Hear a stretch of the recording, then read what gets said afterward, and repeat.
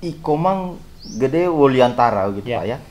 Itu Jadi sebenarnya kalau saya iya. nama lengkap ada nama depannya lagi ada Laudenya, jadi Laude Komang Gede Wuliantara. Oh begitu. Jadi dasarnya sebenarnya saya aslinya itu sebenarnya kalau darah murni itu darah Bali. Darah Cuman Bali. pernah bapak saya tugas di Kendari, Di nah itu Kendari. dapat tambahan gelar Laude itu karena Gitu. dia harus sehat 100%. Batuk saja nggak boleh sebenarnya. Karena malas dan lain sebagainya. Itu sih yang membuat kadang-kadang greget sekali kita. Kenapa sih kamu nggak buat? Kenapa sih tidak tidak tidak tahu? Padahal ini kalian yang melakukan, harusnya kalian lebih tahu banyak yang Berarti seperti ini. masalah di personilnya Pak ya. Ya, jadi Ya. itu ada simbiosis mutualisme. Ya. Ya, harus ada keuntungan bersama, Keuntungan. saling menguntungkan. Hmm. Nah, kayak begitu. Jadi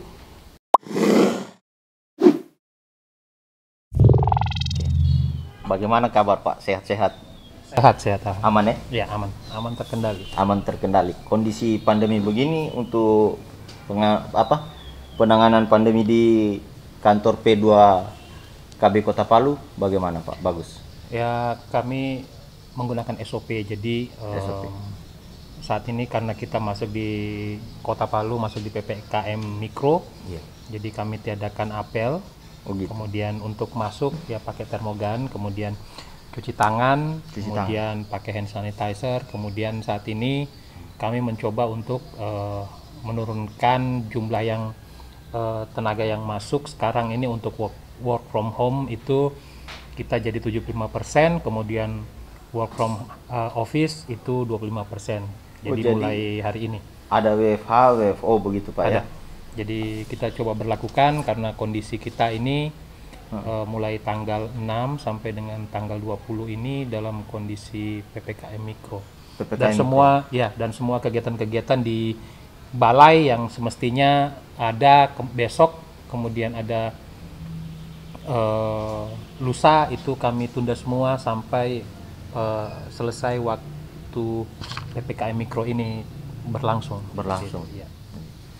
Ini Pak Komang ini namanya Ikomang Gede Wuliantara gitu Ya. Pak ya. Itu jabatannya sekarang apa Pak? Jadi sebenarnya kalau saya Iya. nama lengkap ada nama depannya lagi ada Laudenya, jadi Laude Komang Gede Wuliantara. Oh begitu. Jadi dasarnya sebenarnya saya aslinya itu sebenarnya kalau darah murni itu darah Bali. Cuman Darah Bali. pernah bapak saya tugas di Kendari, nah itu Kendari. dapat tambahan gelar Laude itu karena sebenarnya itu cerita 1001 malam itu dari orang tua saya. Iya. Jadi bapak saya pernah danres di sana, kemudian pernah membantu di kerajaan di situ dalam situs-situs, ya melindungi situs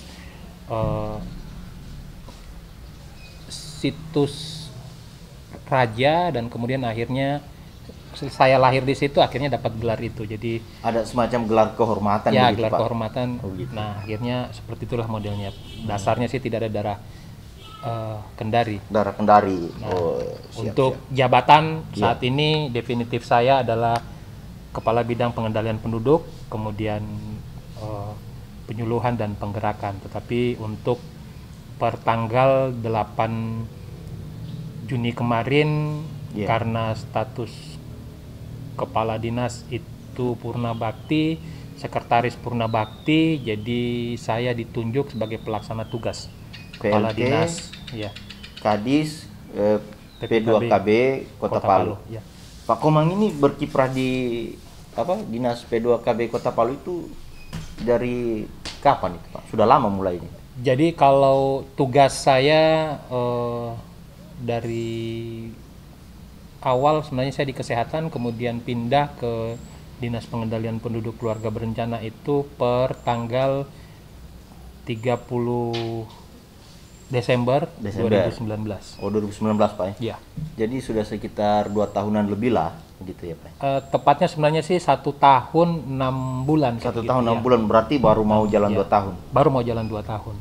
Enak mana itu Pak? Kalau di dari kesehatan atau di kalau dari KB? sisi pekerjaan ya sebenarnya sih masalah enak, semuanya enak sebenarnya. Karena saya senang menikmati pekerjaan. Iya. Nah, kalau saya dulu sebelumnya saya di bagian perencanaan kalau di kesehatan. Oh, Dan gitu. saya di sana itu kurang lebih di perencanaan itu 15 tahun. Lama juga Pak di Mungkin dinas kesehatan. kalau di kota Palu mungkin perencanaan terlama sudah saya. Oh gitu. Ya, jadi saya yang paling lama di situ dan jabatan Kasubag saya pegang itu sejak 2008 sebenarnya. Untuk Kasubag 2008? perencanaan. Ya, sampai dengan saya dipromosi di Kepala Bidang Pengendalian Penduduk dan Penyuluhan dan Penggerakan. Jadi lumayan sih sebenarnya. Nah, memang kalau dilihat dari waktu ya memang agak baru ya. Jadi kalau kita hitung-hitung baru karena masih ya belum sampai 2 tahun, 1 tahun 6 bulan lebih sedikit. Nah, dari situ sebenarnya banyak hal yang kalau kita lihat, kita pelajari. Iya. Banyak hal-hal yang menarik, tapi intinya sebenarnya kurang lebih sama ya, karena kalau saya di kesehatan dulu di bagian perencanaan, saya mengurus data dan kembali ternyata ke bidang pengendalian penduduk ya ternyata saya mengurus data juga. Kembali ke data.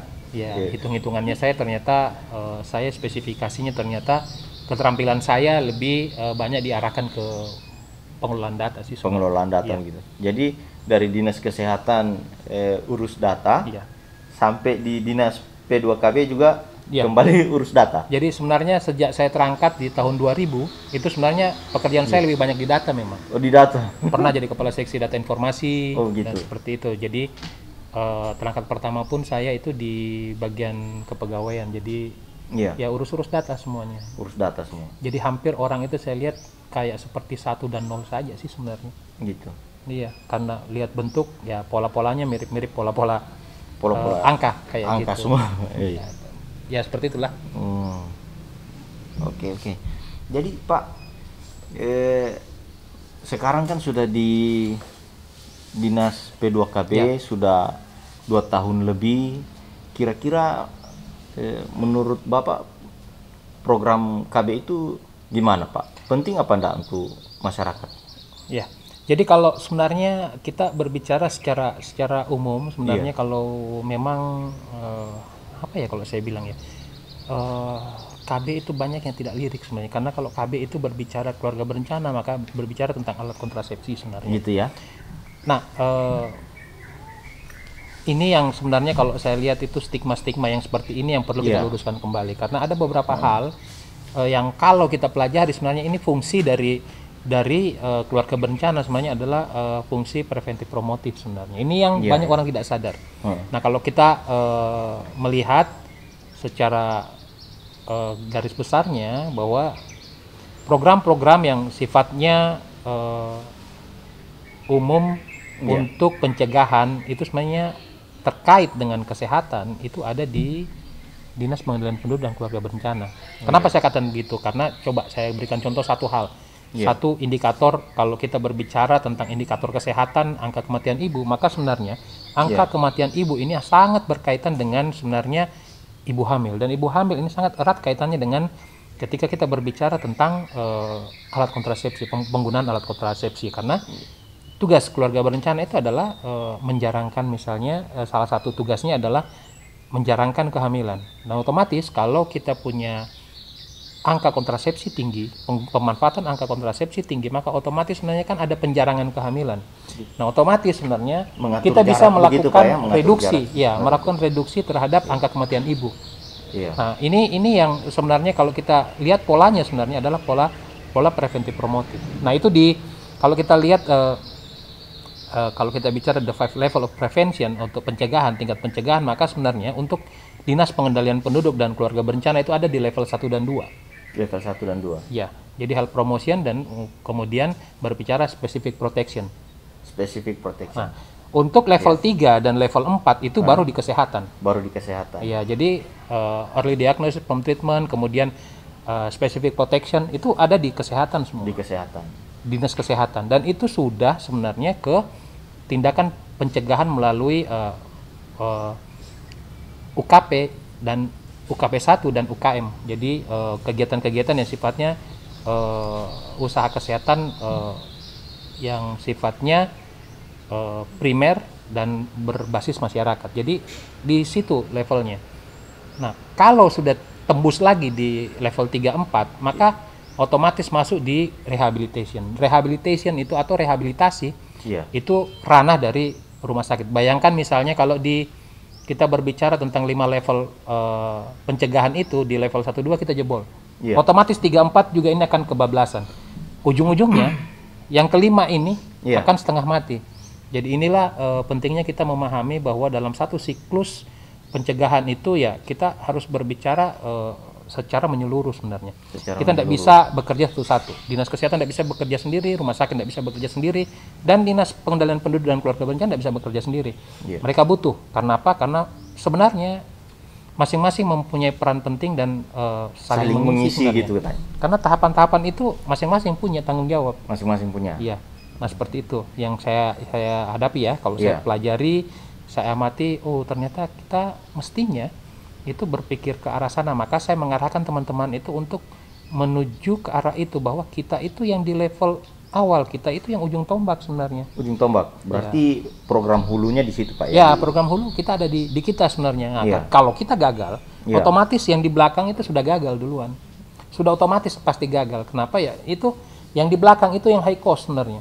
High cost, karena di hulunya sudah gagal. Iya, dan itu biayanya sangat besar. Misalnya kalau sudah sakit, untuk kembali pulih, itu sangat besar biayanya. Dan yang pertama, yang kedua itu otomatis kalau mau pulih pun itu hanya 80% saja. Tidak 80%. Ada orang pulih 100% kalau habis sakit. Mau pulih kembali sehat seperti sedia kala, tidak ada yang 100%. Itu pasti ada cacatnya. Ada cacat. Nah, kita tidak ingin seperti itu. Maka pola-pola inilah yang harus kita rubah. Kita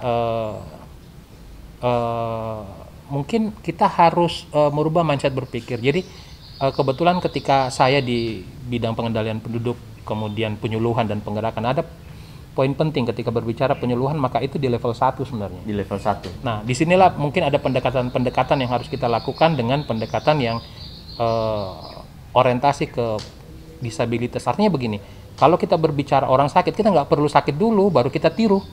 Kan gitu seperti itu. Iya.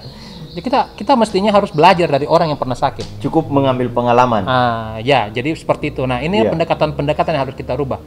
Seperti inilah. Jadi program kita sebenarnya ada pendekatan yang kita lakukan yang kita sebut sih disability orientasi approach. Jadi kalau kita berorientasi ke disabilitas, maka sebenarnya pendekatan-pendekatan kita itu belajar pengalaman-pengalaman kita belajar dari orang-orang yang pernah sakit. Jangan sampai kita sakit, maka kita harus belajar dari mereka, karena kita ini bersyukur sebenarnya. Kita lahir itu belakangan, jadi banyak contoh.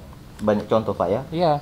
Kalau kita dari awal tidak ada yang kita jadi contoh, ya kita try and error.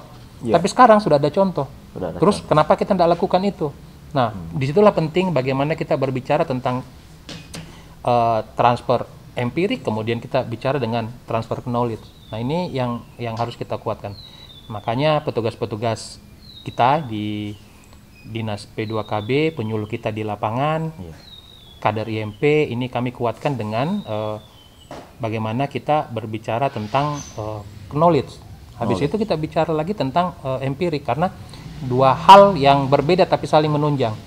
Kita punya pengetahuannya, knowledge-nya kita punya. Berarti kita sebenarnya tidak buta, tapi kita lumpuh karena tidak ada pengalaman. Nah, kalau kita punya pengalaman, tidak ada pengetahuannya, tidak ada knowledge-nya, empiriknya ada. Nah, kita itu sebenarnya kalau kita berbicara tadi itu berarti kita dalam posisi itu kita bisa berjalan tapi buta. Nah, ini yang harus imbang sebenarnya. Kita tidak buta dan kita tidak lumpuh. Karena sudah ada referensi di awal. Iya. Jadi itu yang namanya sebenarnya pendekatan-pendekatan itu coping behavior. Jadi pendekatan perubahan perilaku. Nah, ini penting yang harus kita pelajari, bahwa segala sesuatu dalam hidup ini sebenarnya ada fenomenanya, dan fenomena itu harus kita pelajari. Seperti itu. Termasuk sama dengan KB sih sebenarnya. Dengan KB. Iya. Nah, di Dinas P2KB sendiri Pak, apa saja itu yang sudah dilakukan? Termasuk kegiatan-kegiatan kemitraan dengan instansi terkait? Apa sudah banyak kegiatan begitu? Atau ada semacam program unggulan juga? Jadi kalau kami sebenarnya di Dinas Pengendalian Penduduk Keluarga Berencana ya fokus, karena saya masih Ya kalau saya bilang sih masih seumuran jagung umurnya ya jabatan saya di situ. Jadi ada beberapa hal yang kita coba perkuat. Yang pertama kita harus perkuat adalah kami sadari betul ketika berbicara tentang bagaimana kita melakukan kegiatan-kegiatan yang sifatnya intervensi, maka yang harus kita kuatkan pertama adalah data. Nah, data ini yang penting bagi sebagai saya. modal awal begitu Pak. Modal awal untuk perencanaan itu adalah data, dan kita tidak boleh salah. Artinya data yang kita kumpulkan itu tidak boleh data-data yang sifatnya data-data sampah. Jadi kalau kita mengolah data sampah, maka yang keluar itu adalah sampah. Jadi garbage in, begitu. Iya, garbage in, garbage out. Nah, kalau kita seperti itu, untuk apa kita olah data? Buang-buang energi saja. Buang-buang energi. Habis itu begitu kita analisis, kita intervensi, ya pasti salah. Kenapa? Karena datanya sudah salah. Maka penguatan data ini yang pertama itu adalah kita berbicara tentang kelengkapan dulu. Nah, kalau kita berbicara kelengkapan, maka sistem kelengkapan kita yang harus kita perkuat. Yang pertama itu terkait dengan bagaimana kita berbicara tentang kelengkapan data itu sendiri, kemudian ketepatan waktu pelaporan. Karena ini penting. Kenapa kita minta real time? Nah, ini yang sebenarnya kita perkuat kembali sistem pengolahan data di routine report kita. Nah, ada beberapa hal yang saya pelajari ketika kita coba elaborasi kembali data-data yang di lapangan melalui data-data routine report kita melalui DALAP, jadi pengendalian lapangan. Jadi sebenarnya pelaporan ini sudah cukup baik di routine report kita, cuman masalahnya adalah ketika saya elaborasi turun di tingkat kelurahan, karena sistem pelaporan kita kan per kecamatan. Nah, kita coba elaborasi turun ke kelurahan. Nah, ada data yang tidak sinkron sebenarnya. Jadi kalau saya berbicara seperti itu, maka saya coba betul-betul melihat data itu secara sebenarnya kalau kita lihat data itu kan biasa kita lihat data-data yang sifatnya agregat. Tapi kalau kita lihat agregat sebenarnya agregasinya, maka kita lihat hitungannya adalah persentase. Mungkin persentase itu bisa menggambarkan, tetapi kalau kita coba turunkan lagi ke data-data yang sifatnya individu, maka kita tidak dapat sebenarnya data itu. Disinilah pentingnya sebenarnya nanti ke depannya itu bahwa DALAP ini harus diperkuat dengan SIGA. Karena apa? Karena kita harus kuat di by name by address. Jadi kita tahu, kita harus tahu bahwa data-data ini betul-betul real. Orang ini misalnya saya beritahu, misalnya dia pemanfaatan, dia menggunakan alat kontrasepsi misalnya IUD. Ini ada 2 misalnya. Nah, 2 ini siapa? Ini sudah jelas ketika diturunkan by name by address data individu, muncullah ini 2 ini siapa? Dan kita bisa lihat karakteristiknya. Nah, 2 ini yang menggunakan ini sebenarnya mempunyai kecenderungan itu penggunaannya untuk apa? Kayak gitu, sehingga nanti kita bisa melakukan analisa bahwa ternyata kebutuhan orang dengan karakteristik tiap orang itu berbeda terhadap penggunaan alat kontrasepsi. Nah, itu yang sebenarnya analisis yang harus dilakukan sebenarnya oleh orang teknis di KB. Karena tanpa itu kita tidak bisa menganalisa kebutuhan kita terhadap penggunaan. Jadi kita hanya sebar saja ini pil sekian, targetnya harus terkumpul sekian, tidak seperti itu. Tetapi kita harus menganalisis ini menjadi kebutuhan masyarakat dan seberapa besar kebutuhannya, dan marketplace-nya di mana orang-orang yang butuh itu. Gitu ya. Kita harus spesifik untuk segmentasi sehingga nanti kita sudah tahu ini tersegmentasi. Oh, untuk kelurahan ini sebenarnya dia menggunakan alat kontrasepsi misalnya, contoh dia pil. Itu dengan kondisi-kondisi yang memang sesuai dengan kondisi lokal mereka, itu memang pemanfaatannya pil yang utama di situ. Pil yang utama. Iya. Jadi menarik sebenarnya kalau kita bicara tentang data-data ini. Maka data ini penting. Yang pertama harus kita kuatkan itulah akurasinya. Ya, jadi seperti itu, dan itu kami coba lihat lagi karena data kecamatan ketika kita coba elaborasi lagi di tingkat kelurahan, ternyata ada yang tidak sinkron. Contoh misalnya kalau kita bagi per kelurahannya, ternyata di situ kelihatan muncul ini salah satu yang kemarin kita coba analisis. Bagaimana bisa satu kelurahan itu hanya 1 ibu hamilnya? Kan lucu jadinya. Dalam logika saya, kita punya keluarga untuk Kota Palu itu rata-rata antara 1.000 sampai 2.000 kakak. Bagaimana ada 1 saja yang hamil, ini pasti ada data error di sini. Nah, itulah yang kita kuatkan. Makanya kami coba kemarin dengan mengembangkan sistem dalam kelurahan yang sifatnya nanti pengelolaannya itu dengan menggunakan Microsoft Excel. Itu sederhana sebenarnya, tetapi saya kunci. Ya. Dalam pengisian format pun tidak semua penyuluh itu paham. Gitu. Ya, tidak semua paham ketika mengisi dia punya data yang ada di dalamnya. Makanya kita kunci, misalnya untuk pelaporan, contoh misalnya Bina Keluarga Balita. Kalau kita berbicara Bina Keluarga Balita, ya, di situ kan contoh misalnya kita berbicara tentang berapa sih jumlah dari keluarga yang memiliki balita. ya. Kemudian berapa yang ikut Bina Keluarga Balita. Logikanya kalau ikut Bina Keluarga Balita, jadi misalnya ada 30 yang keluarga yang memiliki balita, yang ikut di Bina Keluarga Balita tidak boleh lebih dari 30. Nah, habis itu yang aktif itu tidak boleh lebih dari yang ikut. Nah, itu banyak yang salah di situ. Bayangkan yang sederhana sekecil itu yang kalau saya bilang ya, yang seperti itu malah masih sering salah kita. Sering salah. Iya, sering salah. Masih makanya pengisiannya itu error-errornya. Iya, karena pengisiannya sistem manual, maka otomatis itu kesalahan itu ada pada human errornya. Nah, makanya kita harus perkuat sistemnya. Jadi kita merubah pola-pola itu dengan merubah konsep sebenarnya. Jadi sebenarnya sama. Kita punya formnya sama, formulirnya sama, dalapnya sama, dalap kecamatan, tapi kita interpolasi ke dalap kelurahan. Tetapi untuk mengisinya kita menggunakan software, kita kunci. Jadi yang di atas tidak boleh, sebenarnya pengisian di atas itu, yang di bawah tidak boleh melebihi yang di atas.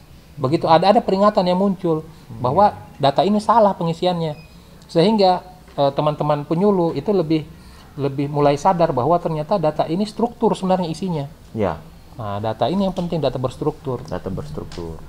Kalau kita bisa pahami ini, maka kita bisa mulai berbicara tentang akurasi sudah. Nah, akurasi inilah yang harus kita kuatkan. Nah, sebenarnya butuh waktu, butuh proses, yang saya bilang butuh effort yang luar biasa sebenarnya untuk menyampaikan ini. Saya turun waktu itu pertama kali, pokoknya saya sosialisasikan ini di bulan April, kemudian sampai dengan Desember tahun 2020. 2020 Pak ya. Nah, tahun sayangnya sayangnya ini kita pas kena itu ada COVID sebenarnya. Artinya mulai di situ saya membatasi diri dulu. Kenapa? Karena kita tidak ingin nanti justru program pengembangan kita bertabrakan dengan kepentingan yang lebih tinggi dari itu, diantaranya adalah kesehatan kita, dan itu yang utama sebenarnya. Kita harus melindungi dulu petugas kita dari penyakit. Nah, ini yang kita utamakan. Nah, sampai saat ini mungkin ada stagnasi kita di program pengembangan ini, tetapi teman-teman melaporkan bahwa progres mereka mengumpulkan data-data dalap kelurahan itu, mereka suruh entry di sistem di balai, kemudian nanti rekapan yang otomatis keluar itulah yang dikirim ke dinas. Artinya sebenarnya kalau seperti itu yang sudah dilakukan, maka sebenarnya saya tidak perlu khawatir dengan data-data di tingkat kelurahan. Ya. Kenapa? Karena sudah otomatis sudah klop di kelurahan, baru klop di kecamatan. Karena data kecamatan otomatis ditarik itu sudah klop. Nah, itu yang kami coba lakukan. Meskipun kita masih punya kendala yang lain, diantaranya adalah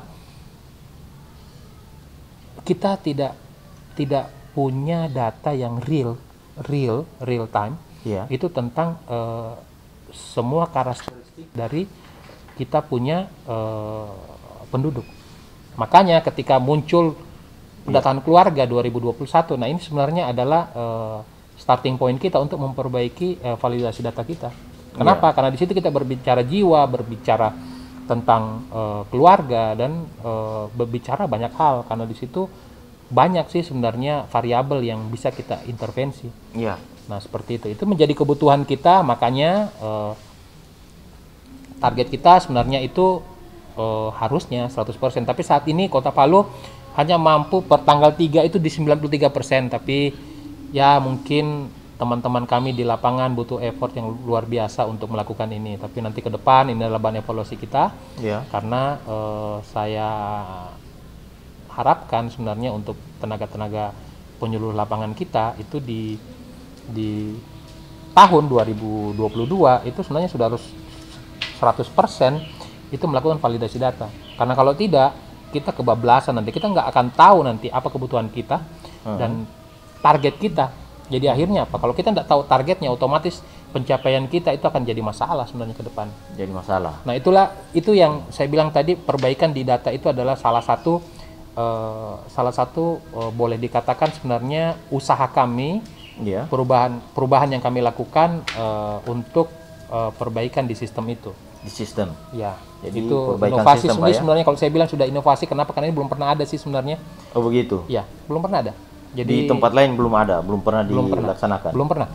Ini kita buat sendiri. Iya. Dan kita asesmen sendiri dan ternyata banyak dampaknya, bermanfaat bagi masyarakat. Itu satu. Iya. Yang kedua, sebenarnya kita untuk melibatkan lintas sektor kita untuk kegiatan-kegiatan itu ada dengan kerjasama dengan Wahana Visi Indonesia untuk pengembangan SOP untuk pelaksanaan Bina Keluarga Balita, tetapi pasca COVID. Pasca COVID, Pak? Iya. Oh, iya.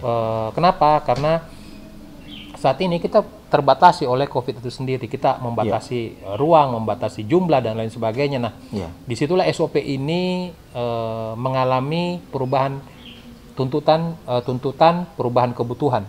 Nah, itulah kita coba kita rubah.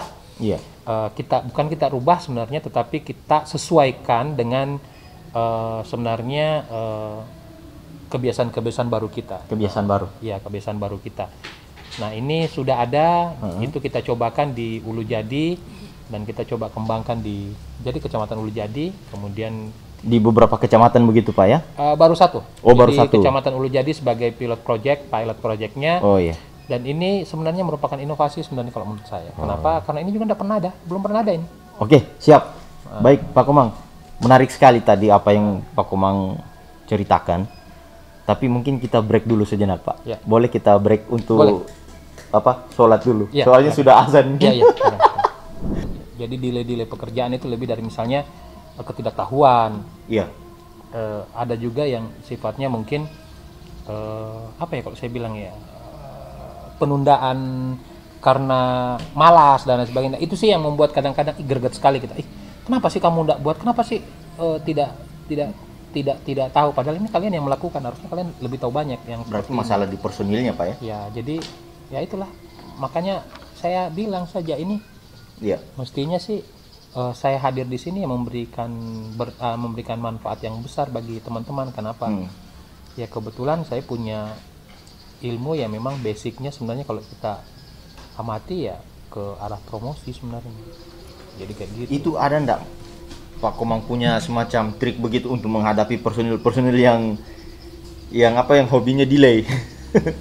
Kalau saya sih sebenarnya kadang-kadang sistemnya saya itu seperti model, ya tiap orang berbeda ya kalau saya perhatikan. Tapi kalau saya biasa main sistemnya itu pegangnya harus ajak. Gitu. Pegang ajak itu sama dengan kayak kita pegang sabun basah, itu terlalu kencang dia jatuh, terlalu longgar juga dia jatuh. Jadi pegang aja pas nggak lebih nggak kurang kayak gitu. Nah, ada juga yang sistemnya itu ditarik ulur. Nah kayak gitu supaya tinggi kinerjanya, itu tarik ulur itu tinggi kayak layang-layang kayak gitu. Banyak sih sebenarnya pola-pola yang pendekatan yang harus kita ini. Apalagi sekarang kan sudah jadi PLT kepala dinas. Tambah susah lagi karena bukan hanya di bidangnya Pak Komang saja yang diurus. Kalau menjadi PLT ini ada pelajaran baru bagi saya. Kalau kita jadi misalnya ya, kalau saya pengalaman saya selama 1 bulan, sudah menjalani 1 bulan ya, tanggal 7 berarti besok pas 1 bulan. Oh, besok pas 1 bulan. Iya. Jadi sebenarnya banyak hal yang kita pelajari, diantaranya adalah bagaimana menjadi seorang pemimpin. Menjadi seorang pemimpin yang paripurna itu sulit. Kenapa?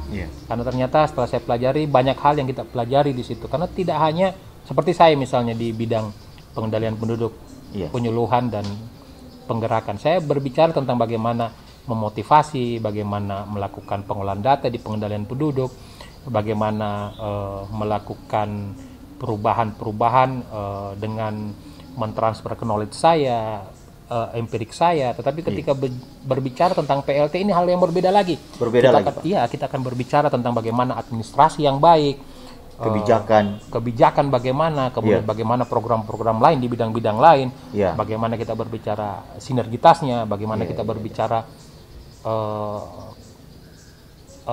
level-level yang transparansi, diterima, mudah diterima. Nah ini hal yang kalau menurut saya sesuatu yang berbeda Pak ya.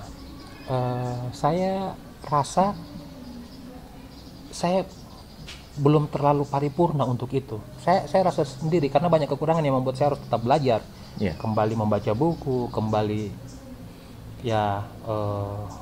melihat contoh, kemudian bertanya kepada orang lain karena seperti apa ya, naik lagi ke level yang lebih tinggi.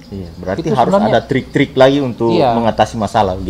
Trik-triknya itu artinya begini, kalau kita semakin tinggi itu, yang paling penting itu yang kita harus kuasai itu cara untuk memegang supaya tidak jatuh. Artinya begini, kebijakan ada di tangan kita. Nah, bagaimana kita kebijakan itu menjadi kebijakan yang sifatnya itu lebih banyak memberikan manfaat. Nah, kebijakan itulah yang sebenarnya yang kalau kita bilang penting, seorang pemimpin itu harus mengambil kebijakan dalam waktu yang singkat dengan data yang terbatas itu untuk bisa menjadi pedoman bagi dinas untuk bisa mencapai tujuannya, dan itu luar biasa sebenarnya. Kalau dipikir-pikir ini kecepatan berpikir sebenarnya. Jadi kalau lambat loading kita ya otomatis itu delay semua. Delay semua Pak. Delay semua. Jadi kalau delay satu, delay semuanya. Delay semua. Nah kalau sudah seperti itu maka program-program akan jadi lambat. Kalau pimpinannya delay sampai ke bawah delay semua Pak. Delay. Nah itu masalahnya kita. Jadi itu juga ada juga masalahnya. Meskipun pemimpinnya itu cepat, kalau pengikutnya juga, bawahannya juga tidak bisa cepat, maka delay juga itu sebenarnya.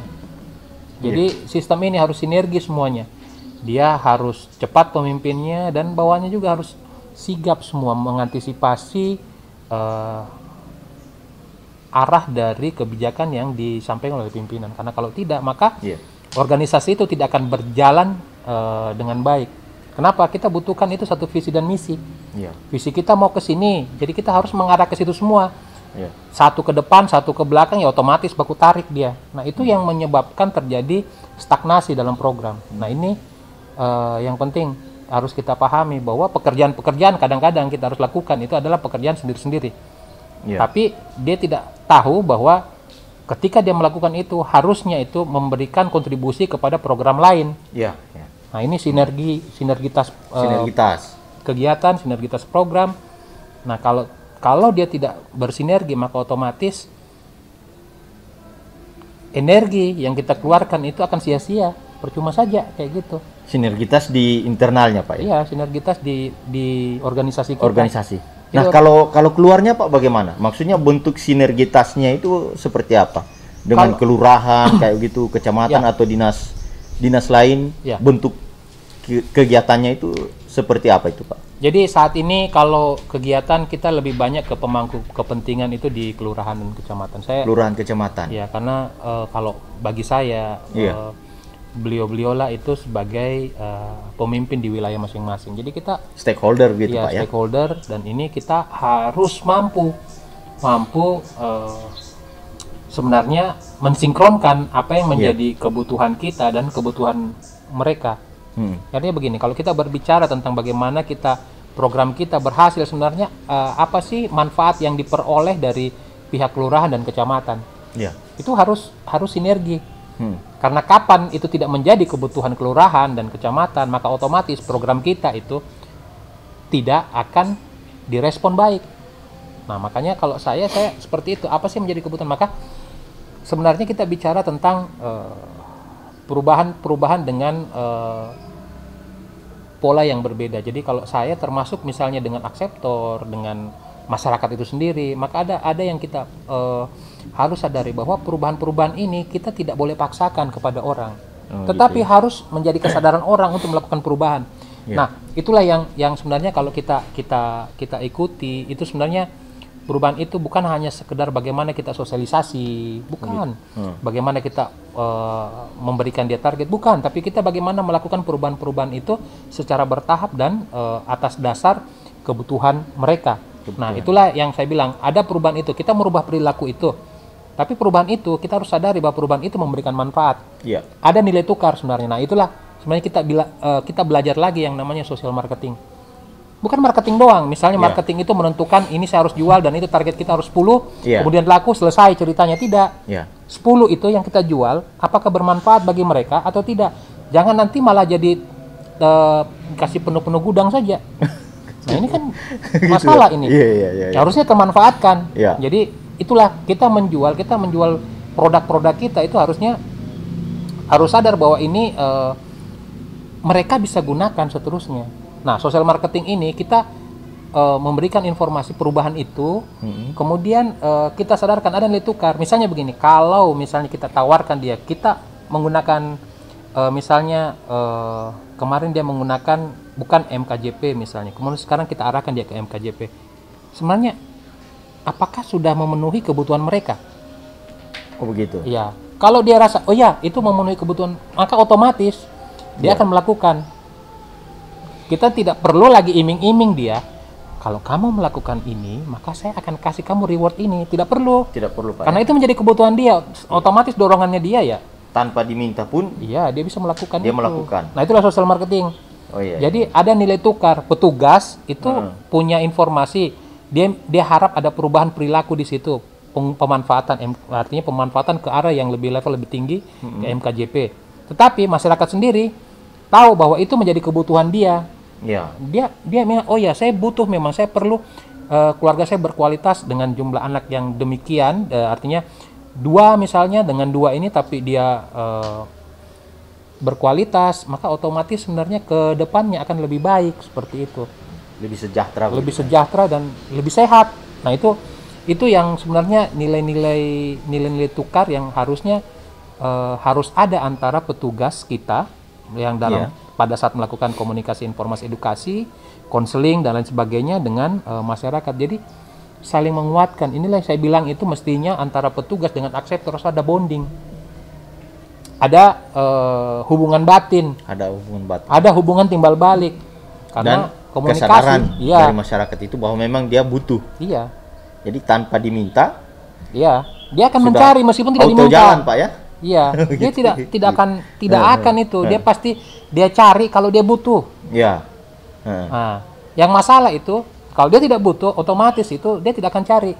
Kita yang sampaikan ke dia terus untuk apa sebenarnya? Makanya saya sampaikan ke teman-teman, pelajari itu karakteristik dari individu yang Anda dekati. Karena tiap orang berbeda, tiap orang mempunyai kebutuhan yang berbeda. Jadi pelajari mereka, masuknya itu berbeda caranya. Nah, inilah yang penting. Maka pendekatan-pendekatan yang istilahnya kita itu personal. Nah, itu penting. Jadi pendekatan itulah yang harus kita utamakan. Jadi termasuk ke stakeholder juga, Pak ya, untuk masalah dukungan kebijakan. Betul. Jadi kadang-kadang itu kita memang apa ya kalau kita bilang ya, kita tidak mesti menonjol sendiri. Kita harus membantu orang menonjol supaya apa? Supaya kita bisa ikut di belakangnya. Artinya ada titipan-titipan yang kita lakukan itu daripada sebenarnya kita yang menonjol tapi sebenarnya tidak ada sama sekali. Gitu, Pak. Iya, tidak ada sama sekali bantuan dari orang lain. Gitu. Nah, kalau saya sih sebenarnya prinsipnya seperti itu. Biar sedikit kita dapat bantuan, tetapi banyak lebih bagus daripada satu yang bantu kita dan banyak akan berbeda. Maksudnya keuntungannya lebih banyak, lancar, Pak ya. Sistem dagang juga, Pak. Ya, kita harus pakai sistem seperti itu. Makanya saya bilang marketing kita harus kuat. Marketingnya. Orang-orang di pengendalian penduduk dan keluarga berencana harus kuat di marketingnya. Kenapa? Karena ada produk yang dia jual. Gitu ya. Ya, produk itu kebijakan. Produk itu kebijakan. Nah, yang menuju ke arah bagaimana kita mengendalikan pembangunan keluarga, kependudukan, dan keluarga berencana sendiri. Maka program Bangga Cana itu sebenarnya adalah satu program yang harusnya itu kita menguasai itu dari hulu ke hilir. Jadi dia harus sifatnya itu menjadi program penting yang sebenarnya itu kita harus kuasai. Karena kalau kita tidak kuasai ini Bangga Kencana, maka otomatis kita nggak tahu tahapan-tahapan apa yang harus kita lalui. Nah, inilah yang saya sampaikan ke teman-teman, bahwa yang utama adalah seorang penjual yang profesional itu adalah penjual yang tahu produknya. Kalau ditanya tidak tahu ya nggak bisa dia jual dengan baik. Itu, dia hanya mengejar target saja. Iya. Tapi dia tidak mengejar itu kualitas dari pelayanan itu sendiri. Makanya gitu ya. Aftermarket pun itu penting. Misalnya dia sudah menjadi akseptor. Iya. Lepas dari itu kita harus dampingi juga. Berarti ada itu maintenance aftermarket. gitu. Iya. Nah, kenapa? Ini yang jadi pengalaman. Kalau dia sudah drop out, untuk kita kembalikan jadi akseptor itu susah sekali. Kenapa? Dia punya pengalaman buruk, dan pengalaman buruk itu kalau ketika dia ceritakan itu jadi black campaign. Semacam trauma begitu Ya. diceritakan ke orang, Ya. orang percaya. Iya. Dan kampanye yang Menyebar, paling kampanye yang paling berbahaya sekarang itu Iya. bukan kampanye iklan, tetapi kampanye dari mulut ke mulut. Gitu Pak ya. Iya. Itu yang harus orang sadari. Apalagi kalau sudah main di media sosial. Media Tambah sosial parah. itu sebenarnya nggak terlalu, Pak. Oh, gitu kalau ya? saya ya, yang ada yang bahaya itu ya dari mulut ke mulut. Dari mulut ke mulut. Karena mulut ke mulut multiplier effect. Misalnya gini, kalau saya misalnya bicara sama Pak Anto Iya. percaya sama saya, Pak Anto ceritakan di satu forum yang isinya 100, Iya. maka multiplier effect. Satu yang saya sampaikan ke Bapak ke 100. 100 itu belum tentu juga tidak punya media. Dia punya media, dia sebarkan lagi. Sebarkan lagi. Nah, kalau itu informasinya salah, hoax lah jadinya. Iya. Nah, itu akan mengganggu program. Maka sebisa mungkin kita harus mereduksi itu. Caranya, aftermarket tadi kita kuatkan, kualitasnya kita kuatkan. Makanya saya bilang sama teman-teman kita di balai, Anda harus jadi service of excellence. Iya. Ada yang tidak tahu masuk, ada yang punya masalah masuk ke balai. Ketika dia keluar, dia sudah tenang, dia sudah tahu ada solusinya, dia sudah tahu, dia tidak bingung lagi. Nah, itulah yang namanya center of excellence. Iya. Nah, Anda sebagai penyuluh itu harus jadi service of excellence. Melakukan pelayanan secara paripurna. Paham dan tahu standar-standarnya. Jadi, seperti itulah sebenarnya yang bagi saya penting harus kita kuatkan dari standarisasi dari petugas kita dan balai-balai penyuluh kita. Seperti itu sebenarnya. Pak Komang. Ya. Sekarang ini kan di Indonesia, di negara kita ini ada isu nasional. Isu nasional itu tentang masalah penanganan stunting. Ya. Nah, di Kota Palu sendiri bagaimana penanganan stunting di wilayah kerjanya Pak Komang? Ya, jadi mungkin kalau kita bicara stunting untuk kita bicara dulu tingkat provinsi. Jadi kalau provinsi kita saat ini untuk lokus stunting itu sebenarnya Kota Palu tahun 2021 ini belum ada. Oh, belum ada. Jadi nanti akan masuk jadi lokus stunting itu ketika kita masuk di tahun anggaran 2022. 22. Jadi tahun depan. Oh, nah, tahun depan.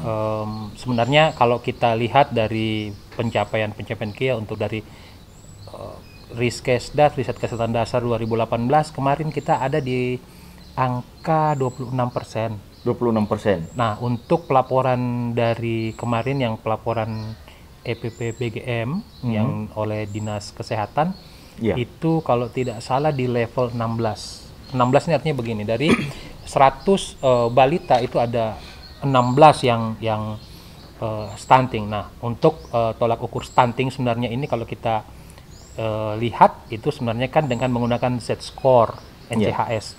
Jadi hanya mengukur tinggi badan, berat badan, dan umur. Jadi 3 kategori saja. Tapi kalau kita bicara stunting, maka lebih luas dari itu sebenarnya. Kita tidak berbicara tentang pendek saja. Kita tidak bicara pendek saja, tetapi bagaimana kita berbicara tentang kemampuan intelektual anak. Gitu ya. Nah, ini yang di level sebenarnya itu screening tingkat 2. Jadi kalau kita bicara screening tingkat pertama yang kita harus cari sama dengan kalau misalnya kita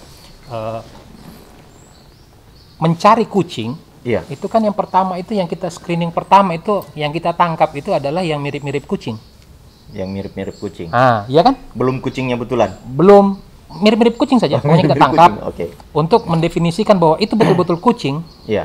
Nah, kita harus melakukan pengecekan DNA-nya, misalnya seperti itu. Atau kita pengecekan yang dari sisi fisik dia sesuai dengan namanya kucing sesuai dengan standar. Nah, sama dengan stunting sebenarnya. Yang pertama kita deteksi awal itu yang akan mendekati ke stunting itu biasanya itu pendek. Biasanya pendek. Walaupun belum tentu pendek itu stunting. Belum tentu, karena ada karakteristik lain lagi. Itu kemampuan intelektualnya. Ciri-ciri spesifiknya. Ya, nah itu harus kita coba lagi. Makanya kita sebenarnya untuk di PPKB itu ada penting itu. Jadi kartu tumbuh kembang anak itu KKA. KKA. Nah, KKA itu yang men-screening sebenarnya. Nah, screening yang lain sebenarnya selain tinggi badan, berat badan, maka kita harus menghitung sebenarnya itu lingkar kepala. Lingkar kepala. Karena lingkar kepala terkait dengan volume otak. Iya. Jadi logikanya begini. Semakin besar lingkar kepala itu sebenarnya volume otak itu lebih besar. Artinya kalau dia lebih besar, maka dia punya potensi untuk pintar itu lebih ada begitu lebih Pak tinggi. ya? Lebih tinggi. Nah, kalau kita bicara tentang kepintaran juga, maka banyak faktor yang berpengaruh. Misalnya kalau kita lihat selain masalah otak, volume otak juga, kemudian jumlah lipatan dalam otak, dan ada juga sebenarnya warna otak. Jadi sebenarnya yang berpengaruh besar terhadap kecerdasan otak itu adalah sebenarnya substansi yang berwarna abu-abu. Jadi otak itu sebenarnya ada dua substansi. Satu substansi yang warnanya putih, yang satu yang abu-abu. Yang berkaitan dengan kecerdasan itu sebenarnya yang warna abu-abu. Itu namanya substansi grisea. Nah, kalau yang putih namanya substansi alba. Nah, kalau dia banyak abu-abunya, maka sebenarnya tinggal stimulasi saja. Nah, stimulasi itu sebenarnya dengan pada saat ada permainan di Bina Keluarga Balita, itu ada permainan, itu menstimulasi sebenarnya. Jadi kecerdasan itu sebenarnya gambarannya itu tidak dilahirkan, tetapi dia diciptakan sebenarnya. Diciptakan Pak ya? Diciptakan. Jadi itu sebenarnya modelnya itu seperti artificial intelektual. Jadi kita yang sebenarnya melakukan stimulan sehingga anak itu bisa tumbuh kembangnya itu bisa lebih sempurna. Biar dia punya potensi pintar, tapi tidak ada guru yang baik bagi dia, akan bisa juga dia pintar. Gitu ya? Iya, dan penelitian terakhir itu membuktikan bahwa sebenarnya kepintaran itu tidak stagnan. Banyak kan penelitian kemarin menyampaikan bahwa yang bisa berkembang itu cuma emotional quotient, bukan intellectual quotient. Tapi ternyata hasil ke belakang membuktikan bahwa intellectual quotient juga bisa diasah. Bisa diasah? Sama persis dengan parang. Parang itu kalau yang tajamnya kita asah ya tambah tajam. Tetapi belakangnya kalau kita asah pun pasti tajam juga. Tajam juga. Jadilah pedang. Nah, jadi bisa tumpul juga Pak begitu ya? Bisa tumpul kalau tidak diasah. Iya. Itulah konsep bagaimana kecerdasan. Jadi tinggal pintar-pintarnya orang tua itu melakukan stimulasi-stimulasi. Karena ini yang jarang sebenarnya dilakukan. Nah, kalau kita berbicara seperti itu, maka sebenarnya dalam kita melakukan screening itu pertama kita tadi tinggi badan, berat badan, yang kedua itu lingkar kepala. Habis itu baru tumbuh kembangnya bagaimana, mampu tidak dia menstimulasi, misalnya dari umurnya, pengetahuan terkait dengan umurnya, apakah dia sudah sesuai, keterampilannya, motoriknya itu apakah sudah sesuai. Kalau tidak, otomatis dia itu ada stagnasi di situ. Itu artinya kita harus waspada. Ini jadi masalah tersendiri. Dimonitoring lewat KKA itu. Iya, dimonitoring lewat KKA. Dan itu kalau saya bilang itu sangat komplit sebenarnya KKA itu. Itu luar biasa itu sebenarnya kalau saya perhatikan itu. Dan saya sendiri pun kalau melakukan pengukuran melalui itu kayaknya saya harus butuh kursus lagi. Dan itu memang sebenarnya kalau saya standar yang harus kita lakukan memang agak berat, tetapi itu untuk masa depan generasi kita sebenarnya. Jadi itu penting. Nah, kalau kita bicara tentang penanggulangan stunting yang dilakukan, ini kita ada tim terpadu yang saat ini sudah dibentuk oleh Pemkot, yang di rapat sudah beberapa kali dipimpin Ibu Wakil Wali Kota Palu. Langsung Wakil Wali Kota? Langsung memimpin, karena beliau itu basicnya sebenarnya dari kesehatan, dokter, dan dia paham betul tentang bagaimana stunting, sehingga kita dibentuklah ada tim khusus. Kita dilakukan asesmen untuk lokus stunting, dan kita sudah punya lokus stunting kita. Yang terakhir data kami itu ada 18 lokus stunting di kelurahan. 18 kelurahan apa 18 lokus gitu Pak? 18 kelurahan. Oh, 18 kelurahan. Kalau ya 18 kelurahan yang ini kita coba nanti intervensi secara lintas sektor. Nah, inilah berarti dia tingkatnya kelurahan Pak ya? Ya, dan ini sebenarnya peran PR berat bagi kita. Karena apa ya, kami juga di Dinas Pengendalian Penduduk Keluarga Berencana itu harus kuat di bina keluarga balitanya. Nah ini yang sampai saat ini kita sebenarnya kan ada, kalau tidak salah 8 aksi. Nah, kita baru masuk di aksi 1, baru analisis situasi. Nah itulah penentuan lokus. Nah aksi 2 dan berikutnya itu kita di tahun depan, tapi kita sudah mulai berproses di tahun ini sebenarnya. Nah, peran penting yang harus kita ambil di situ adalah bagaimana melakukan edukasi terhadap pola asuh. Dan ini pendekatan kita dengan kegiatan integrasi. Jadi integrasi seperti misalnya kita lakukan pendampingan di Posyandu, sehingga Posyandu ini akan berdampingan dengan BKB, jadi Bina Keluarga Balita yang holistik integratif. Jadi sehingga posyandunya itu jadi posyandu holistik integratif. Nah, holistik integratif yang dimaksud adalah pendekatan secara menyeluruh kepada seluruh balita yang ada itu untuk penanggulangan status gizinya supaya semuanya bisa lebih baik. Yang melakukan pendampingan itu penyuluh lapangan. Pendampingan yang dilakukan itu adalah dari penyuluh. Tapi sebenarnya itu adalah sifatnya lintas sektor. Jadi kalau kita bicara lintas sektor, maka di situ yang terkait di situ adalah dari stakeholder kita di kelurahan, TPPKK juga. Kemarin kita sebenarnya di support oleh Ketua TPPKK Kota Palu. Berarti PKK-nya terlibat aktif Pak ya untuk penurunan stunting juga? Aktif. Jadi isu sentral kita adalah stunting sebenarnya. Kenapa? Ya karena itu yang paling mengganggu dalam pikiran kita. Artinya itu yang paling nyata di depan kita, yang kita hadapi, dan kita harus turunkan 14%, dan ini luar biasa sebenarnya. Kalau kita masuk di angka-angka belasan sebenarnya untuk menurunkan ke 1 digit, itu effort yang kita lakukan, tenaga usaha yang kita lakukan itu sangat besar sebenarnya. Kenapa? Karena ada titik kejenuhan di situ. Titik jenuh itu, kalau kita aduk pun itu tetap dia akan jenuh, tetap akan kental. Jadi kita butuh katalisator di situ. Nah, katalisator inilah adalah sebenarnya orang-orang yang jadi key person yang mampu merubah itu, mampu melakukan akselerasi sehingga kegiatan-kegiatan yang kita laksanakan itu bisa lebih baik dan lebih tajam. Nah inilah peran dan fungsi sebenarnya penyuluh di lapangan. Karena kalau mereka tidak kuat di lapangan, maka otomatis ini kita akan mengalami stagnasi juga. Nah itu, jadi posyandu holistik integratif. Jadi kita menyeluruh semua. Kita sadar bahwa posyandu ini saat ini mengalami penurunan partisipasi. Jadi kita partisipasi itu menurun sekitar 50%. Artinya kalau kita berbicara begitu, posyandu itu sebenarnya adalah level pencegahan screening awal untuk stunting, tetapi hanya 50%, artinya masih ada 50% lagi yang tidak terscreening. Nah, itulah PR kita. Bagaimana caranya agar 50% ini juga tercover. Nah, kita bersyukur juga ada pendataan keluarga kemarin di tahun 2021 yang baru saja berakhir, dan itu sebenarnya bentuk screening kita juga, karena di situ adalah sensus yang sebenarnya di formulirnya itu ada PK21S suplemen. Nah, PK21 suplemen inilah mendeteksi yang pertama itu adalah ibu hamil pertama, ibu yang punya balita, kemudian balita itu sendiri. Dan itu komprehensif sistemnya. Artinya kenapa? Itu bisa memberikan daya ungkit terhadap indikator yang pertama adalah tumbuh kembang anak,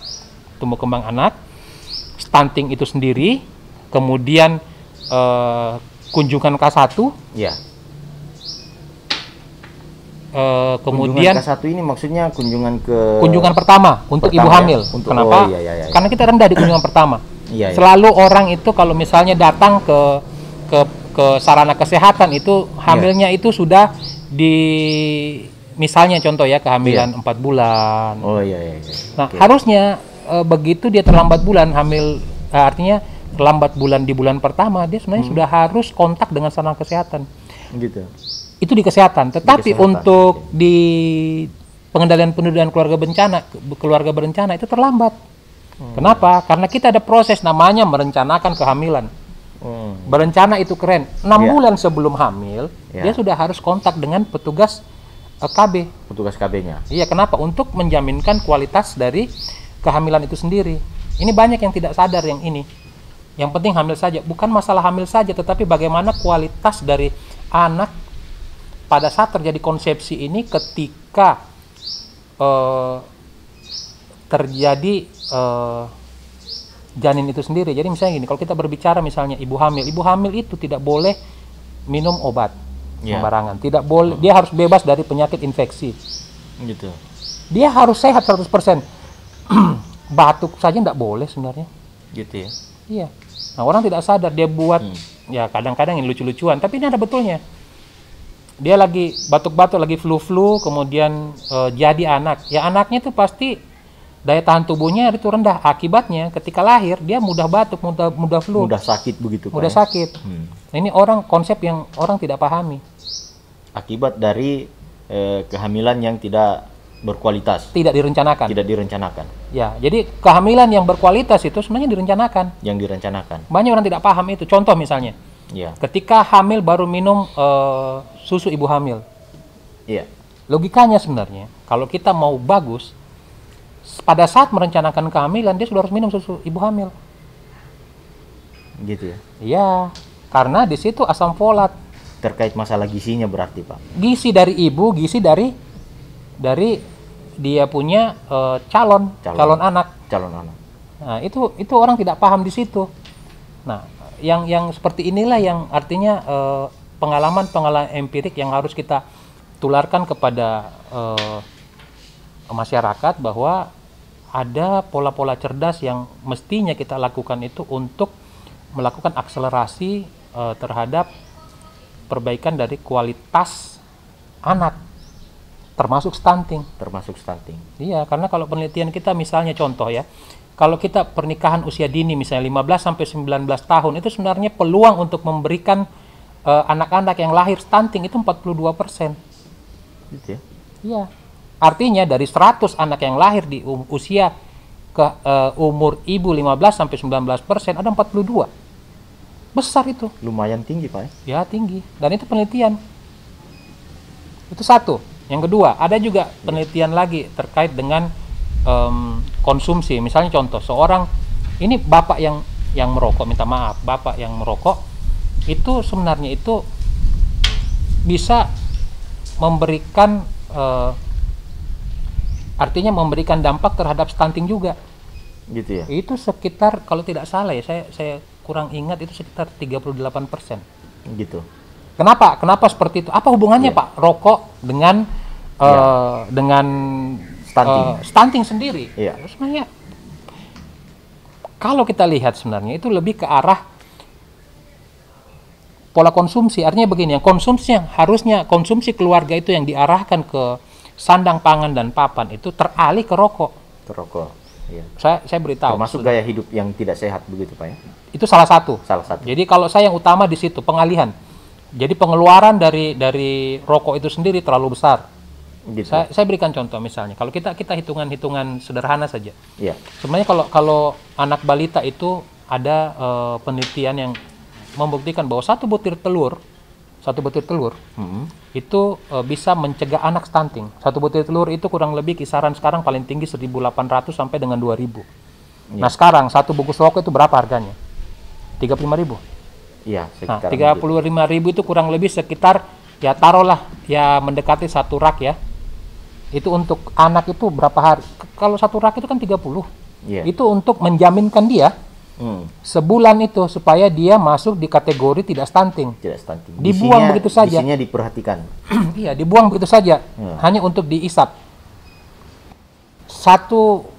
Apakah satu hari itu satu pak rokok, satu bungkus? Kan enggak. Iya. Bisa lebih dari satu. Artinya terlalu banyak uang yang dikeluarkan itu, jadi pengeluaran yang dikeluarkan oleh keluarga itu tidak ke arah perbaikan dari gizi. Gizi. Nah, artinya kalau kita ya lebih besar lagi, artinya tidak mengarah ke kesehatan. Makanya perhitungan kita untuk pengeluaran keluarga untuk kesehatan itu sangat kecil. Kemarin itu hitungannya kurang lebih sekitar pengeluaran kita ya per kakak itu sekitar ya 14 sampai 15 ribu. Artinya cuman satu mangkok bakso saja pengeluarannya. Ya. 1 bulan. 1 bulan. Itu untuk apa itu coba? Jadi kalau kita pikir-pikir sebenarnya ini pengetahuan yang harus kita tingkatkan lagi supaya stunting ini bisa kita hadapi dan kita selesaikan secara bersama. Karena stunting ini lingkaran setan sebenarnya. Kalau kita bicara stunting bukan hanya masalah balita saja, tapi sebelum itu terjadi itu banyak. Contoh misalnya, stunting ini banyak disebabkan misalnya ibu yang pertama tadi saya sampaikan itu menikah muda, yang kedua itu ibu hamil remaja ya pasangan usia subur yang kurang energi kronis itu juga bisa melahirkan stunting. Nah, kita harus keluar dulu dari ini sebenarnya. Nah, dalam siklus sebenarnya kalau kita menyelesaikan satu masalah yang sifatnya lingkaran setan, maka sebenarnya semua mata rantai itu harus diputus, digunting-gunting, kemudian ditarik garis lurus. Kalau cuma satu yang kita gunting gampang tersambung. Nah, makanya kenapa penanggulangan stunting ini sifatnya lintas sektor. Karena itu harus diputus. Misalnya kalau pendidikannya jadi masalah, pendidikan ditarik garis lurus. Kesehatan jadi masalah, pelayanan kesehatan ditarik garis lurus. KB jadi masalah, KB ditarik garis lurus. Sehingga nanti tidak mudah dia tersambung. Itu cara memutus lingkaran setan dari stunting. Nah, itu konsep penting yang sebenarnya bagi kita itu tantangan ke depan. Kita harus kerjasama lintas sektor untuk menyelesaikan masalah stunting ini. Dan itu tidak mudah. Menurunkan itu angka dari 16 saja dari data itu ke 14 itu cuman 2 poin. Itu berat sekali. Sebenarnya berat sekali. Berat, butuh usaha ekstra effort ya, karena dia sudah saya bilang tadi, dia masuk di 2 digit. Menurunkan ke 1 digit, aduh. Berat. Misalnya gini, dari 100, misalnya kalau contoh ya misalnya, dari 100 kita turunkan, misalnya dari 100 ada 16 sekarang, kita turunkan jadi target nasional kita kan ke 14 ya? Nah, 14, itu 2 poin itu berat sekali sebenarnya. 100 menjadi, dari 100 ada 12, itu berat sebenarnya tugas kita. Makanya saya sampaikan ke teman-teman, ini harus bekerja cerdas. Bekerja keras saja nggak cukup. Kita harus bekerja cerdas. Kita harus lakukan akselerasi. Kerja cerdas. Iya, kita harus lakukan akselerasi sehingga pekerjaan kita ini bisa memberikan dampak yang lebih besar. Jadi ada multiplier effect sebenarnya. Nah, ini terkadang orang tidak banyak sadar bahwa pekerjaan itu mestinya harus terjadi multiplier effect. Efeknya itu bisa jadi efek yang lebih besar ketika kita bersama-sama. Kalau kita sendiri tidak akan bisa besar efeknya. Berarti sinergitas lintas sektor sangat diperlukan, Pak ya? Sektor. Jadi sinergitas itu harus lintas sektor memang, nggak bisa tidak. Nggak bisa tidak. Nah, inilah pengalaman kita kalau berbicara. Nah, untuk sinergitas ini harus dibangun teamwork. Teamwork ini bisa terbangun kalau pertama sama persepsinya. Nah, kalau berbeda persepsinya tidak akan mungkin selesai. Gitu, Pak ya? Iya. Yang kedua, dia harus sederajat semua, satu level. Satu level artinya begini, tidak ada yang lebih tinggi dari yang lain. Setara semuanya. Yang ketiga, dia harus transparan. Transparan ini dari sisi pengelolaan keuangannya, akuntabel. Artinya sama-sama percaya. Nah, kadang-kadang rasa percaya membuat kita tidak bisa bekerja sama. Nah, yang paling terakhir itu saling ada curiga gitu, Pak. Yang terakhir itu ada simbiosis mutualisme. Harus ada keuntungan bersama. Saling menguntungkan. Nah, kayak begitu. Jadi inilah yang sebenarnya harus dibangun dalam pola-pola kemitraan. Jadi kalau kita mau bermitra dengan orang lain ya kita harus sadar bahwa kita harus setara dengan dia, kita harus transparan dengan dia, dan kita menganggap mereka sebagai mitra kerja. Kalau ada anggaran ya kita harus sama-sama sampaikan bahwa ada seperti ini. Yang kedua, yang terakhir, yang keempat itu yang saya bilang tadi. Ya kita harus paham bahwa kita saling menguntungkan, ini nggak ada yang dirugikan. Itulah simbiosis mutualismenya. Termasuk generasi kita ke depan itu diuntungkan sekali dengan kerja kita yang sekarang ini. Ya, makanya mungkin ini yang penting harus saya sampaikan. Ketika kita salah mengambil kebijakan, kalau dampaknya itu nanti kita lihat 20 tahun, maka dosa kita itu 20 tahun. Gitu Pak ya? Ya, jadi lumayan juga itu. Ya, dosa kita. Jadi ada begini, selain kebaikan juga bisa berdampak panjang, kadang kejahatan juga berdampak panjang. Salah satunya adalah salah mengambil keputusan. Salah mengambil keputusan. Kenapa ya? Karena memang tidak dikaji matang-matang. Yang berikutnya itu adalah memang masalah data kita jadi masalah. Makanya saya sampaikan, kalau ada yang menyampaikan data itu cuman data yang sudah dia tahu salah terus dia sampaikan, sebenarnya itu dosa besar. Kenapa? Karena itu akan menyebabkan kesalahan dalam pada saat kita melakukan intervensi. Dan itu sudah, karena datanya sudah salah. Datanya sudah salah. Referensi awal memang sudah tidak betul Pak ya? Ya, sudah tidak betul. Nah itu penting sekali kalau masalah stunting, dan banyak sekali sebenarnya kalau stunting itu dari segi perilaku, pola hidup. Perilaku saja saya pikir masih banyak masalah kita di masyarakat. Bagaimana pemahaman stunting, biar pendek, yang penting cerdas. Tidak semua, karena kalau kita berbicara tentang pendek pun ini ada masalah lain di balik itu. Cerdas saja tidak cukup. Kenapa dia harus tinggi? Karena kalau dia pendek, dia punya potensi untuk penyakit kardiovaskuler. Oh gitu? Iya, dia akan terjadi obesitas sentral. Obesitas sentral itu orang yang pendek itu kemungkinan makannya itu sama dengan orang tinggi sebenarnya. Tetapi kemungkinan dia lebih gemuk ya karena dia lebih pendek. Kan lebih gampang terisi penuh. Nah, itu orang tidak sadar dampaknya sendiri ke depan. Meskipun dia pintar, dia otomatis di usia produktif dia bisa saja terjadi serangan jantung, kemudian hipertensi dan lain-lain, dan itu akan mengganggu produktivitas dari orang tersebut. Bisa meninggal, dan akhirnya apa? Itu sebenarnya yang betul-betul dikatakan lost generation sebenarnya. Artinya orang-orang produktif pada saat dia produktifnya dia meninggal di situ. Itu lost generation kita. Terus siapa yang nyambung? Yang umurnya panjang sakit-sakitan. Nah ini kan jadi pertanyaan. Kalau yang seperti itu nanti tidak ada pilihan itu yang maju, terus bagaimana 20 tahun ke depan? Tidak ada orang pintar kita nanti. Nah disitulah jadi masalah, sehingga nanti terkait lagi dengan kependudukan, maka kita tidak akan menikmati bonus demografi. Gitu ya? Iya, itulah fungsi sebenarnya di level prevensi dari pengendalian penduduk. Di situ pentingnya kita tingkatkan kualitasnya, kualitas dari pembangunan manusianya, IPM-nya. Ini luar biasa sebenarnya. Jadi kalau ada yang bilang PPKB itu kecil, tapi luar biasa loh, kecil-kecil cabai rawit sebenarnya. Kalau kita lihat dia punya program-program itu luar biasa. Jadi karena efeknya itu jangka panjang Pak ya? 20 tahun ke depan. Itu jadi ya kalau saya bilang itulah kenapa penting harus kita pahami tugas pokok dan fungsi kita di Dinas Pengendalian Penduduk dan Keluarga Bencana. Karena kalau kapan kita tidak sadar, maka otomatis kita bisa saja salah jalan ini.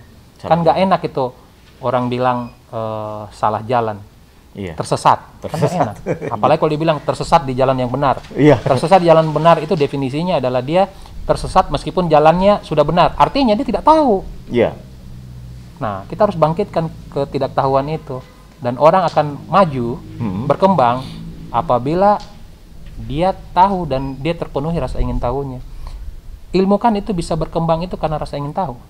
Kalau kita sudah berhenti ingin tahu, maka otomatis kita tidak akan maju berkembang. Nah inilah yang banyak terjadi sama orang. Oh saya sudah tahu, tapi dia tidak mencari tahu.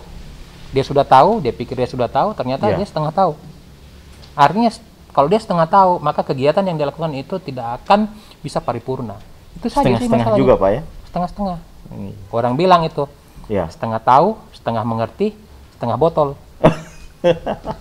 Setengah botol? Iya, setengah botol itu setengah bodoh, setengah tolol. Nah, ini kan jadi masalah sebenarnya bagi kita ini. Kalau kita begitu ya, orang bilang, setengah botol? Iya, setengah botol. Jadi orang begitu tidak akan orang begitu tidak akan bisa melewati fasenya menjadi seorang pemimpin yang baik. Orang itu kan kita punya filosofi sebenarnya. Setiap orang ada masanya, setiap masa ada orangnya. Nah, orang-orang yang setengah botol itu tidak akan melewati masanya. Gitu ya. Tapi ada orang yang melewati masanya. Orang-orang inilah yang terikat dengan sejarah-sejarah ketika dia melakukan inovasi. Nah, orang ini yang penting. Orang inilah yang kita katakan orang-orang yang mempunyai kemampuan kecerdasan intelektual. Kayak seperti itu. Luar biasa sekali Pak Komang. Oke.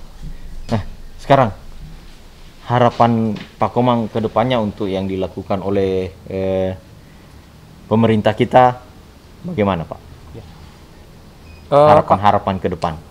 Harapan ke depan. Jadi sebenarnya kalau harapan ke depan ini kalau kita berbicara harapan itu selalu ada. Jadi kalau kita melakukan kegiatan-kegiatan ini mestinya harus sinergi. Artinya begini, kita mengambil peran, kemudian kita mengambil tanggung jawab itu, kemudian kita melaksanakan, kemudian kita mendiskusikan kembali sampai di mana dampak dari apa yang sudah kita lakukan, dan itu kerjasama teamwork. Nah, ini yang penting sebenarnya harus kita bangun. Iya. Jadi kerjasama lintas sektor. Ini yang penting. Jadi semakin ditingkatkan lagi Pak ya. Harus kita kuatkan koordinasi, karena jangan sampai nanti koordinasi itu hanya core-nya di nasi. Nanti ada nasi baru ada koordinasi. Gitu Pak ya. Iya. Jadi ya kita harus betul-betul mampu menjalin komunikasi dengan baik.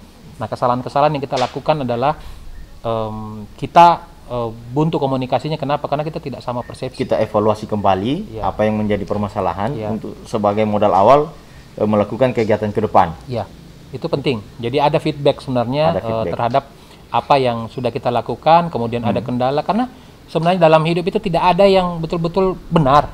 Betul. Proses itu tetap harus melalui proses try and error. Ketika salah, tapi ingat ketika salah itu bukan berarti kita berhenti di situ, tapi kita harus umpan balik kembali. Berarti harus ada yang kita rubah lagi sehingga sampai ke SOP bahwa inilah yang paling tepat. Oke. Baik Pak. Iya. Oke. Terima kasih. Terima kasih sama-sama. Terima kasih sudah hadir cerita panjang lebar di kegiatan kita hari ini. Pesan-pesan untuk Novega BKKBN, Pak? Kalau saya pesan-pesannya untuk generasi kita, untuk para pemirsa yang menonton. Baik, mungkin tetap stay tune di podcast BKKBN kita di Novega BKKBN, karena di situ menyampaikan informasi-informasi aktual yang bisa saja mungkin luput dari pengamatan kita sehari-hari, dan saya berharap ke depan nanti ya kita menjadi generasi yang lebih cerdas. Oke, terima kasih Pak. Berencana itu keren.